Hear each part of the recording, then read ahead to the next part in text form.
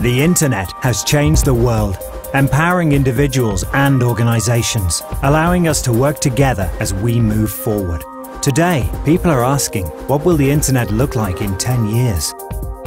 You're an employee of International Widgets, selling digital software and media all over the world, mostly online.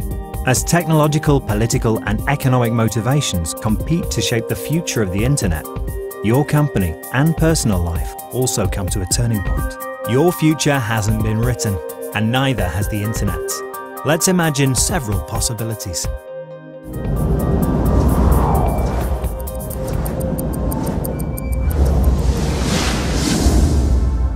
Here you are, 10 years from now. We're showing you what life with the internet could be like in one possible future, what we call the Porous Gardens scenario. For you, the internet is fun, but your business and wallet both rely on it. That's why you've just bought a shiny new Smart Gadget notepad online. You love Smart Gadget because its Smart Store has countless apps that do just about everything. It's fun and you can run your business with it. Plus, it looks really cool. Gone is the global open internet that you knew. Now your online life is limited to Smart Gadget and the apps it develops for its network. You turn over your privacy and dollars for Smart Gadget's network, hardware, software, and legendary functionality. Eventually, getting out is too costly. Now you're stuck. Governments license developers because apps and hardware are too important to fail. Developers work with one brand only. Same with apps. Smart Gadget's network and hardware can't connect to Brightnex's network. Sometimes it's impossible to do business with companies that use other networks, like Brightnex or in telecom.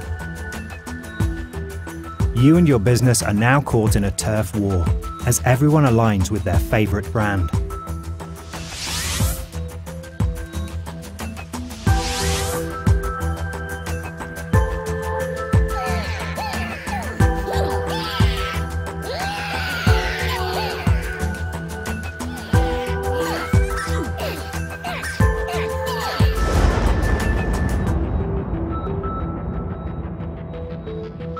You are committed to your platform, and you live and die by its success. But this isn't the only possible future. Here you are in another future scenario. Here you are in 10 years. You've taken a promotion to be the media manager for International Widgets Pacific operations, providing local news content to viewers outside your region. Not only does this mean more responsibility, it means moving to a new place. Everything's going well until the internet we know and love changes into something we call the Moats and Drawbridges scenario. Networks become centralized, nationalized, regulated, and controlled. The global open internet is replaced by many separate, not very well connected collections of networks, each walled off and closely monitored. Your business can't reach its audiences because large corporations lean on governments to create policies that restrict access to non-national content and allow for cultural censorship. Even worse, persisting fears about cybersecurity make distributors unwilling to connect to your network. But it's not just your company that's cut off. You are too. Not only can you not show off your work to friends back home, you can't access any of your favorite websites. With the internet controlled by the corporations, you're forced to cut a deal that sells the exclusive distribution rights for your content to the biggest media distributor servicing other regions. They don't buy your platform, and they don't understand the cultural differences. All they know is the bottom line, what sells and what doesn't. You're trapped, at work and at home, locked in a virtual castle. While you're struggling to find a way to survive, the distributors in other regions flood your content back into your market, now approved because the content is hosted on corporate servers. The newsmakers you once worked with are now forced to deal with the large corporations, making them lose creative control, while also letting the corporations decide who watches what, where, and for how much. Eventually you give up and move home, hoping there's still a place for you in the company there.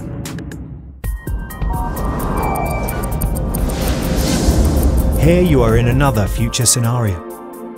You love using Viper, the leading global teleconferencing platform.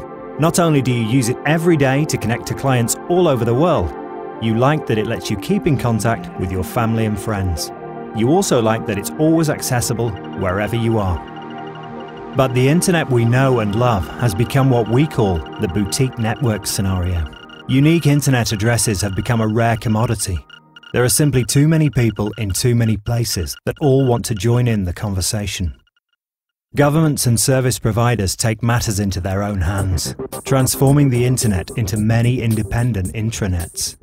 The intranets are regional, and they only cater to certain services. They also allow providers to implement complex payment schemes. As the internet dies, everyone is forced to move to the intranets.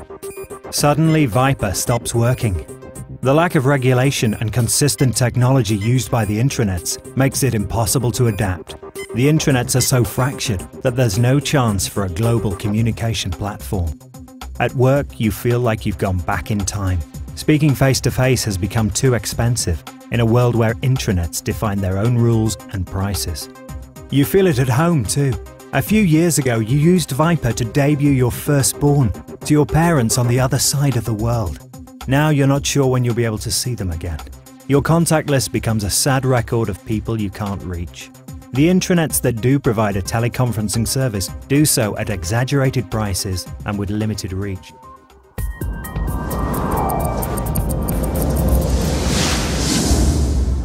Here you are, 10 years from now. You work for International Widgets Worldwide News, providing users with apps for receiving news on their mobile devices and the content to go with it.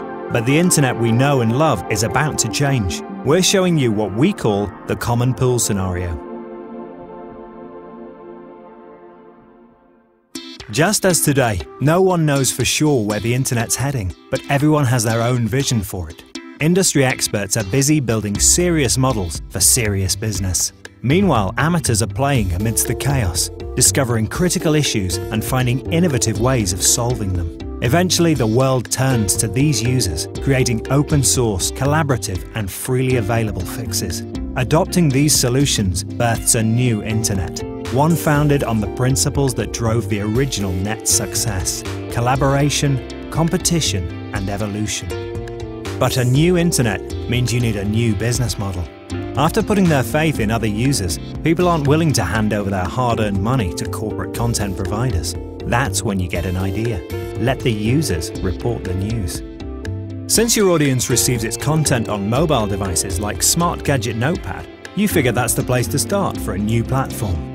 You partner with Viper, a global teleconferencing platform that's already successfully using real-time, high-definition video to connect users through their notepads. Together, you create a global news system, allowing users to report to other users about whatever interests them the most. You survive because you realize that users don't want media made by experts.